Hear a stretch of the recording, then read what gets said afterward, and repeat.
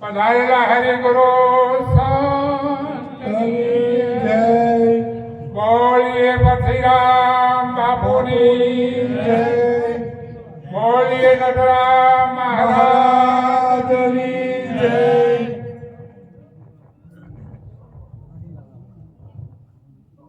હમણાં જેની વારે વારે ટકો થાય છે કે વાતો તો થાય છે પણ જે નહીં બોલાતી, જે ત્યારે બોલે ત્યારે સમજણ પડે કોને બોલી કોને ન બોલી તો ખબર પડે ને બાપા. તો આપણે બે હાથ ઊંચા કરીને જે બોલીએ ખબર પડે કે ઓના નહીં ગમતું હોય. જ્યાં સુધી બે હાથ ઊંચા ના થાય ત્યાં સુધી આજુબાજુ ખબર ન પડે કે આ લક્ષ્મણજી, જંતઈજી, પારખાનજી હમણાં ત્યાં સંત સમાગમનો મહેમાન થઈ રહ્યો છે અને જે અજ્ઞાનતામાં જે ઊંઘી ગયો છે એના જગાડવા માટે જે બોલવાની બાપા. કારણ કે જે ઊંઝાવે તો ભલે ઊંઝી રહ્યા પણ અજ્ઞાનતામાં કોઈ જીવ જાગૃત થઈ જાય તો તમે જે બોલો તમારા ફાળે જ જાય બાપા. એટલે જે તો આપણે ભગવાનની બોલવાની છે, કોઈ બીજા કોઈની બોલવાની નહીં, સદગુરુ મહારાજની જે બોલવાની છે. બોલીએ સદગુરુ મહારાજ ખૂબ ખૂબ ધન્યવાદ, કોટી કોટી વંદન. આજે આ દેરાસણા મુકામ પવિત્ર પુણ્યશાળી ભૂમિ,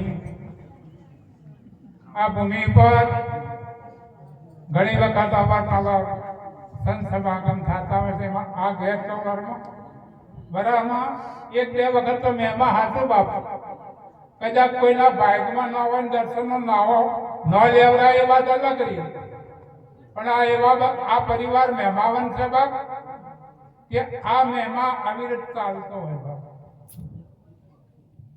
એટલે આજે આ ભવન બાપાની નિર્વાણ તિથિને આપણે કે એમના સહપરિવાર લક્ષ્મણજી, જાનકીજી, પારખાનજી બધા પરિવાર મળી અને જે સદગુરુ મહારાજ એટલે બાપુ પરશુરામ બાપુને સત્ર થયા અને નટુરામ મહારાજની કરુણા નીચે આજે સંત સમાગમ રાખ્યો.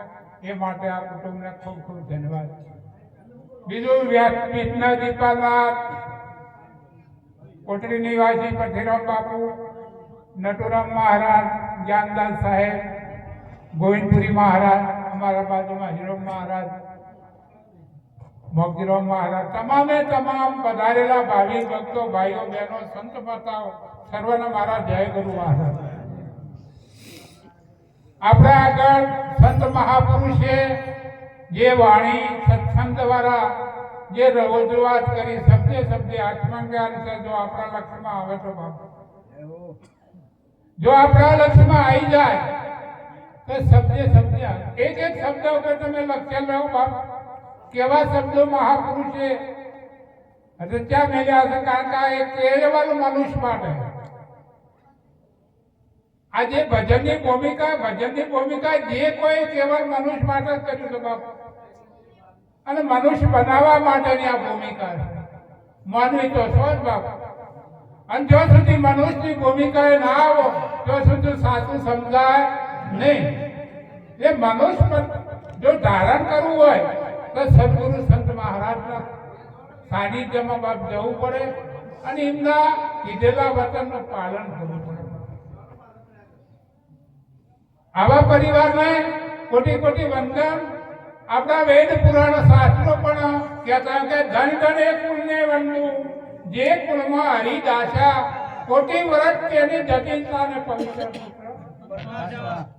વેદ પુરાણ ભાગવત રમતા ગીતા અગોચર ગાવે, ત્રિભુવન તારણ દેવનો મહિમા કયો ન. આવા મહેમાન પુરુષનો બાપ જસ ગવાય છે બાપ. એટલે આ પરિવારના કોટી કોટી વંદન.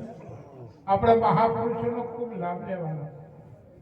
પણ આપણો જે આ મનુષ્ય આવ્યો એ શા હેતુથી આવ્યો છે અને આપણે શું કરી રહ્યા છે? પરમાત્માએ આ મનુષ્ય શું કરવા મૂક્યો? હું કોણ છું? એક તો પહેલા પરમાત્મા કોણ છે? આ જગતનો નિયમ રચિતા કોણ છે? હું કોણ? હરિ કોણ? એથી પૂછત બાણ સદગુરુ કો ઢૂંઢણ કરે તો આખું મુમુક્ષુ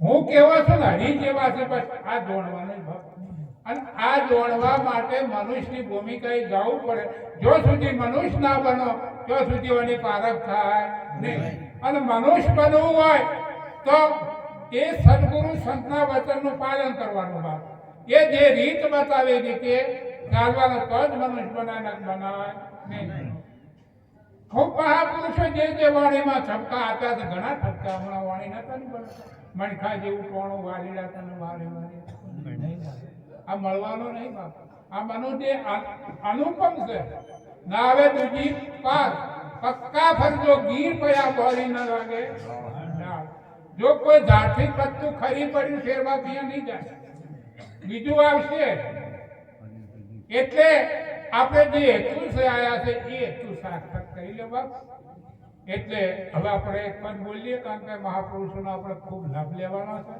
પેલું માય કોમના આવજો મહારાજ છે મહારાજ